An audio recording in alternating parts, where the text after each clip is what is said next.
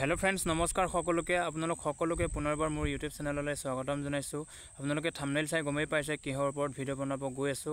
ইতিমধ্যে আপোনালোকে কিছুমানে গমেই পাইছে আৰু কিছুমানে গম পোৱা নাই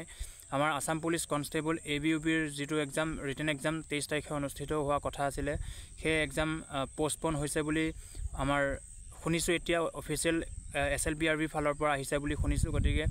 কিয় পোষ্টপন হৈছে সেকেন্ড লিষ্ট বিচৰাৰ কাৰণে হাইকোৰ্ট কৰিম বুলি কোৱাৰ কাৰণে পোষ্টপন হৈছে নেকি আৰু যিসকল ড্ৰাইভাৰ পুলিচৰ ড্ৰাইভাৰ আছিল তেওঁলোকৰ স্কিল টেষ্ট এডাই নোহোৱাৰ কাৰণে পোষ্টপন হৈছে নেকি তাৰ ওপৰত আমি ফুল ডিটেইলছ কথা পাতিম আৰু এটা স্পষ্টভাৱে কৈ দিছো এতিয়া হাংগামা হৈ আছে যিসকল ক্যান্ডিডেটে কোৱালিফাই কৰিছে আৰু যিসকল ক্যান্ডিডেটে সেকেন্ড লিষ্টৰ কাৰণে দৌৰাদৌৰি কৰি আছে গতিকে কোনেও যাতে বেয়া পোৱাপুই কৰিব নালাগে তাৰ ওপৰত আমি কথা পাতিম গতিকে ভিডিওটো শেষলৈকে চাব প্ৰথম কথা হ'ল এতিয়া আপোনালোকে পোষ্টপন হোৱা কথাটো বেছিভাগ মানুহে গম পোৱা নাই বাৰু বেছিভাগ ক্যান্ডিডেটে গম পোৱা নাই যে আপোনালোকৰ এক্সামটো যে পোষ্টপন হৈছে বুলি গতিকে পোষ্টপন হৈছে আৰু কেতিয়া হ'ব কেতিয়া এডমিট কাৰ্ড ডাউনলোড কৰিব পাৰিব হয়তো বহুতে এতিয়ালৈকে গম পোৱাগে নাই গতিকে প্ৰথম কথা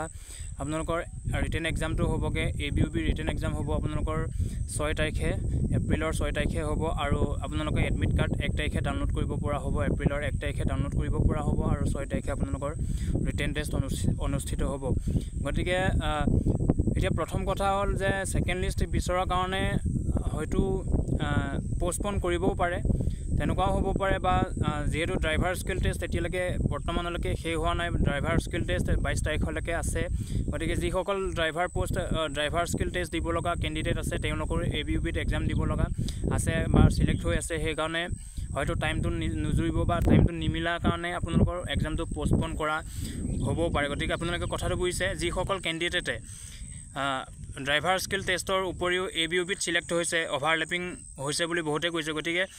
অৰ্থাৎ এনেকুৱা হৈছে যে কিছুমান ড্ৰাইভাৰ স্কিল টেষ্ট দিব লগা ক্যান্ডিডেটটো মানে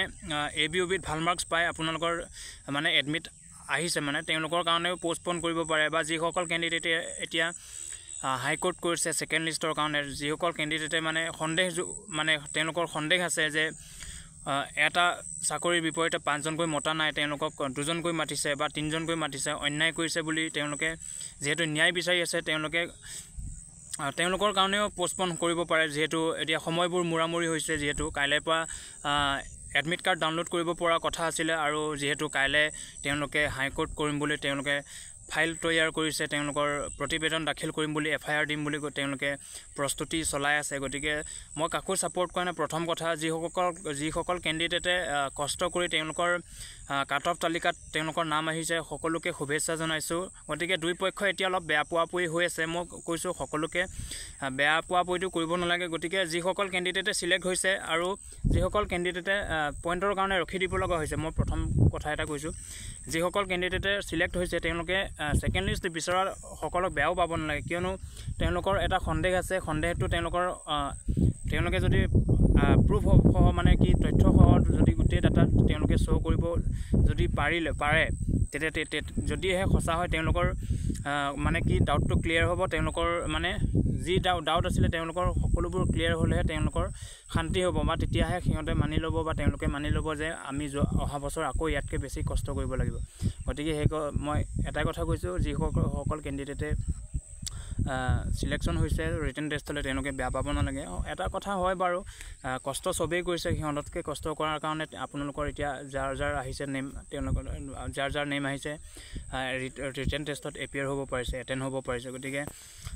সকলোকে শুভেচ্ছা জনাইছে আৰু যিসকল ক্যান্ডিডেটে সেকেন্ড লিষ্টৰ কাৰণে দাবী কৰি আছে তেওঁলোকৰ এটাই মেইন প্ৰবলেম তেওঁলোকৰ মতে মানে কি 1:5 কে মতা নাই আৰু তেওঁলোকে প্ৰত্যেকখন ডিস্ট্ৰিক্টৰ মানে কিমানটা ভ্যাকেন্সি আছিল আৰু কোনটো কাষ্টত কিমানটা পোষ্ট আছিল মানে কিমানটা ৰিজাৰ্ভেশন পোষ্ট আছিল তেওঁলোকে চাব খুজিছে সেইবোৰ ডাটা শো কৰিব খুজিছে গতিকে তেওঁলোকে চৰকাৰৰ পৰা সেইবোৰ চাব মানে পাৰিলে তেওঁলোকৰ শান্তি আহিব মানে অৰ্থাৎ কি শান্তি আহিব মানে কি তেওঁলোকে জানিব যেতিয়া ডাইৰেক্ট ক্লিয়াৰিফিকেশনটো তেওঁলোকক লাগে যে ইমান আছিল ইমানকে 1:5 কে মাতিও এনে ইমান মাৰ্ক কাট অফ গৈছে তেওঁলোকে তেতিয়াহে মানি ল'ব সেই কাৰণে কৈছো গতিকে পোষ্টপনৰ কথাটো গমেই পাইছে পোষ্টপনটো হ'ল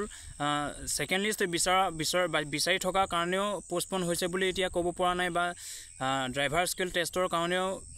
হ'ব পাৰে তেনেকুৱা কথা। গতিকে সেইকাৰণে কৈছোঁ যিসকল কেণ্ডিডেট এতিয়া উগ্ৰ হৈ ওলাইছে যে আমাৰ CM মহোদয়ক আমি আবেদন এখন দিম যে ৰিকুৱেষ্ট কৰি চাম, তেনেকুৱা সেইটোৰ কাৰণেও হ'ব পাৰে বা ড্ৰাইভাৰ স্কিল টেষ্টৰ কাৰণেও হ'ব পাৰে, যিহেতু 22 তাৰিখলৈকে আছে ড্ৰাইভাৰ স্কিল টেষ্ট। আৰু ড্ৰাইভাৰ স্কিল টেষ্টত যিসকল কিছুমান মানে যিসকলে কোৱালিফাই কৰিছে তেওঁলোকৰো মানে ABUB ৰিটেন এক্সামত এটেণ্ড হ'ব লগা আছে, সেইকাৰণেও পষ্টপন কৰিব পাৰে। গতিকে আপোনালোকে ডাউনলোড কৰিব পাৰিব এডমিট 1 এপ্ৰিলৰ পৰা, আৰু 6 তাৰিখে আপোনালোকৰ এক্সাম অনুষ্ঠিত হ'ব। গতিকে আৰু এটা বিনম্ৰভাৱে অনুৰোধ জনালোঁ, অৱশেষত মই আগতে ক'লোঁ চিলেকশ্যন হোৱা আৰু চিলেকশ্যন নোহোৱা কেণ্ডিডেটসকলৰ মাজত যাতে কাজিয়া কৰিব নালাগে, ভাল সমালোচনা হ'ব লাগে। গতিকে কোনেও যাতে বেয়া পোৱা পুৰিটো হ'ব নালাগে, কৰিব নালাগে। গতিকে আমি একে কিবা দেশৰ সন্তান, একে ৰাজ্যৰ সন্তান বুলি ভাবিব লাগিব, একে ককাই ভাই বুলি ভাবিব লাগিব। গতিকে কোনো কথা নাই, সেইবোৰ হোৱাটো হ'বই, কোনো কথা নাই। বাকী ইয়াকে ক'লোঁ, ধন্যবাদ। জয় আই অসম।